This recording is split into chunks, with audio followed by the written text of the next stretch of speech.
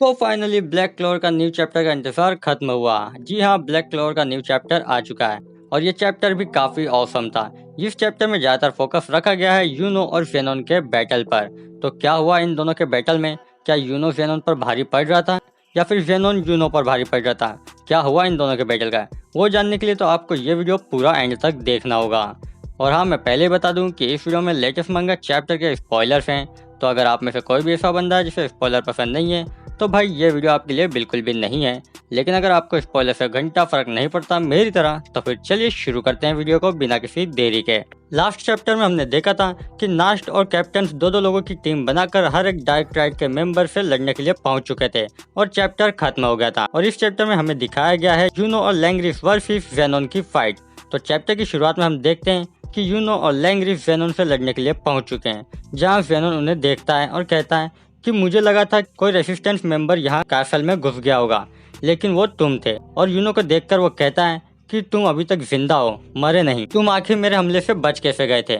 इसका जवाब देते हुए यूनो कहता है कि वो हमारे गोल्डन डाउन के लीडर यानी कि कैप्टन वेंजेंस का मैजिक था, जिसने मुझे बचा लिया और साथ में पूरे गोल्डन डाउन को भी। और अब हम हमारे लीडर को वापस लेने आए हैं और तुम्हें हरा कर हम उन्हें लेकर जाएंगे। और यूनो अपने विंड मैजिक से जेनोन पर अटैक करता है। यूनो को पता होता है कि जेनोन का जो बॉन मैजिक है वो टोटली डिफेंस के लिए यूज होता है। और यूनो को ये भी पता होता है कि जेनोन के पास हाई स्पीड रीजनरेशन की भी एबिलिटी है। जेनोन अपने बॉन मैजिक से यूनो के पावरफुल मैजिक को रोक लेता है। यूनो के अटैक को रोकने के बाद जेनोन कहता है, मुझे लगता है तुम काफी बेवकूफ हो।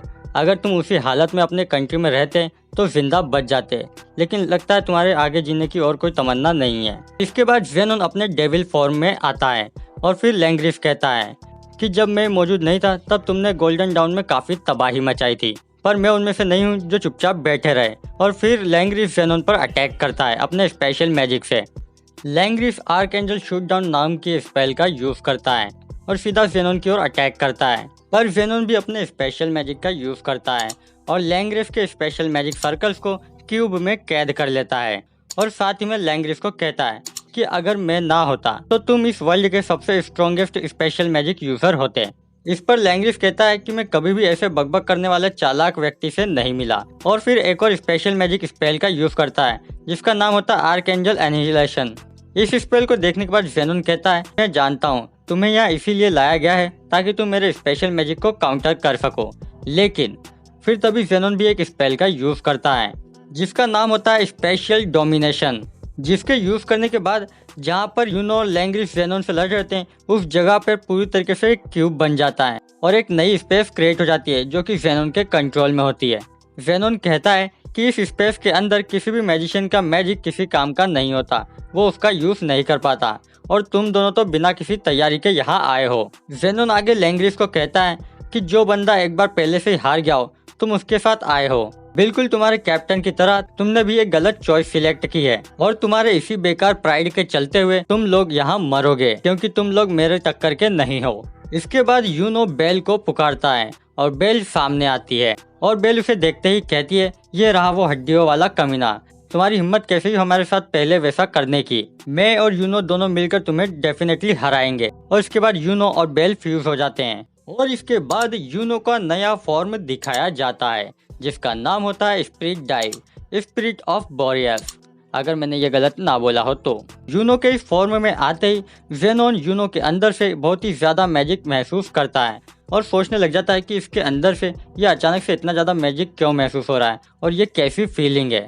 लेकिन साथ ही में वो ये भी सोच रहा होता है कि भले ही वो इस फॉर्म में आ जाए लेकिन इस स्पेस के अंदर वो अपने मैजिक का यूज नहीं कर पाएगा। तभी अचानक यूनो कहता है कि मैं वो बंदा हूँ जो विजार्ड किंग बनने वाला है और तुमसे हारने के बाद मैं ये सपना नहीं छोड़ सकता, मैं पीछे नहीं रह सकता। और तभी वो जेनोन की स्पेस को तोड़ने लग जाता है। जेनोन यूनो पर बॉन मैजिक से अटैक करता है लेकिन उसके अटैक यूनो को छू भी नहीं पाते। इस पर जेनोन सोचने लग जाता है कि मेरे स्पेस के अंदर होने के बावजूद भी वो ऐसा कैसे कर सकता है, आखिर क्या चल रहा है। और सोचता है कि कहीं ये ज्यादा ताकत से मेरी स्पेस को डोमिनेट तो नहीं कर रहा। लेकिन उसके बाद वो सोचता है कि नहीं, ऐसी बात नहीं है, इसे माना के द्वारा प्यार मिल रहा है, जहाँ पे आप देख सकते हैं कि टेक्स्ट में लिखा होगा लव्ड बाय माना। वैसे लव्ड बाय माना का सिंपल मतलब ये है कि जिसके पास बहुत ज़्यादा माना होता है और जो नेचुरल माना को भी अपना लेता है, बाकी और कुछ नहीं। तो हम देखते हैं कि जेनोन के अटैक का यूनो पर कोई फर्क नहीं पड़ता और तभी अचानक यूनो जेनोन के पास आता है और उस पर अपने अटैक का यूज करता है और कहता है कि तुम मुझे नहीं हरा सकते क्योंकि तुम मेरी टक्कर के नहीं हो और तुम लोग यहाँ मरोगे। ऐसा किसने कहा था? और फिर यूनो जेनोन पर एक धमाकेदार पावरफुल अटैक करता है जिससे कि जेनोन के पेट के अंदर एक गहरी चोट पहुंचती है। और फिर यूनो कहता है तो अब बताओ कि कौन मरने वाला है।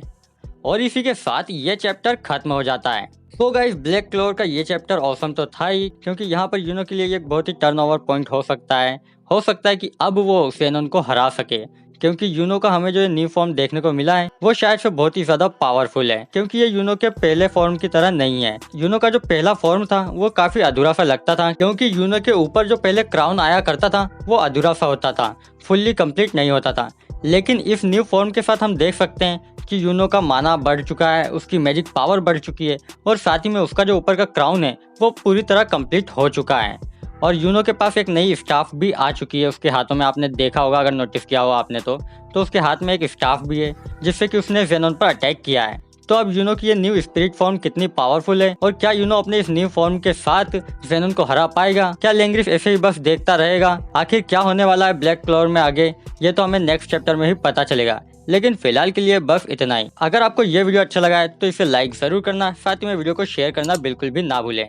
और अगर आप चैनल पर नए हैं तो यार क्या कर रहे हो, चैनल को जल्दी से सब्सक्राइब करो, क्योंकि सब्सक्राइब करने के पैसे नहीं लगते, बस एक क्लिक लगता है। तो जल्दी से अपने अंगूठे से क्लिक कर दो या उंगली से भी कर सकते हो, आई डोंट माइंड, बस क्लिक हो जाना चाहिए। और साथ ही में बेल नोटिफिकेशन को ऑन करना मत भूलना, ताकि हर एक नए वीडियो की नोटिफिकेशन आपको मिलती रहे। और हाँ, वीडियो पे कमेंट्स भी कर दिया करो, इससे वीडियो की रीच बढ़ती है। तो अगर आप लोग वीडियो को शेयर ना कर पाए तो कमेंट ही कर दिया करो, आप लोगों का एक कमेंट भी मेरे लिए बहुत मायने रखता है, तो कमेंट जरूर किया करो। तो अब जल्दी मिलते हैं नेक्स्ट वीडियो में, तब तक के लिए सायोनारा।